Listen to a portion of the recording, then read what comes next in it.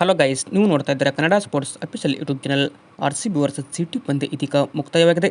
ಈ ಒಂದು ಪಂದ್ಯ RCB ಸೋತು ಈಗ ಚಿನ್ನಸ್ವಾಮಿ ಅಂಗಳದಲ್ಲಿ ಮೊದಲ ಪಂದ್ಯವೇ ಸೋತಿದೆ.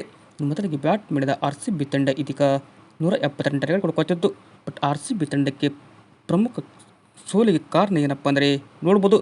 ಇನ್ನು RCB ತಂಡ ಪವರ್ ಪ್ಲೇನಲ್ಲಿ 4 ವಿಕೆಟ್ ಕಳೆದುಕೊಳ್ತು. ಇದರ ಕಿಂಗ್ ಕೊಹ್ಲಿ ಆಗಿರ್ಬೋದು, ರಜತ್ ಪಾಟಿದಾರ್, ಫಿಲ್ ಸಾಲ್ಟ್, ಇನ್ನು ಪಡಿಕಲ್ ಯಾವುದೇ ತರಹ ರನ್ ಗಳಿಸಲು ಪರದಾಡಿದರು. ಹೀಗಾಗಿ RCB ತಂಡ 47ಕ್ಕೆ 4 ವಿಕೆಟ್ ಕಳೆದುಕೊಂಡು ಸಂಕಷ್ಟಕ್ಕೆ ಸಿಲುಕಿತ್ತು. ಬಟ್ RCB ಸೋಲಿಗೆ ಪ್ರಮುಖ ಕಾರಣ ಸಿರಾಜ್ ಅಂತಲೇ ಹೇಳ್ಬೋದು. ಸಿರಾಜ್ ಅವರು ಪವರ್ ಪ್ಲೇಯಲ್ಲಿ RCB ತಂಡದ 2 ಬ್ಯಾಟರ್ಗಳನ್ನು ಔಟ್ ಮಾಡಿದರು. ಹೀಗಾಗಿ ಅದು RCB ತಂಡಕ್ಕೆ ಕಂಟಕ ಆಯಿತು ಅಂತಲೇ ಹೇಳ್ಬೋದು. ಇಲ್ಲಿ RCB ಮಾಜಿ ಆಟಗಾರ RCBಗೆ ಇವತ್ತು ವಿಲನ್ ಆಗಿದ್ದಾರೆ ಅಂದರೆ ತಪ್ಪಾಗಲ್ಲ. ಬಟ್ RCB ತಂಡ ಮತ್ತು ಬಾಲಿಂಗ್ನಲ್ಲಿ ಅಷ್ಟನ್ನು ಹೇಳಿಕೊಳ್ಳುವಂಥ ಪರ್ಫಾರ್ಮೆನ್ಸ್ ಕೊಡಲ್ಲ. ಕೇವಲ ತೆಗೆದದ್ದು 2 ವಿಕೆಟ್ ನಾವು ಮಾತ್ರ ಅಂತ ಹೇಳ್ಬೋದು.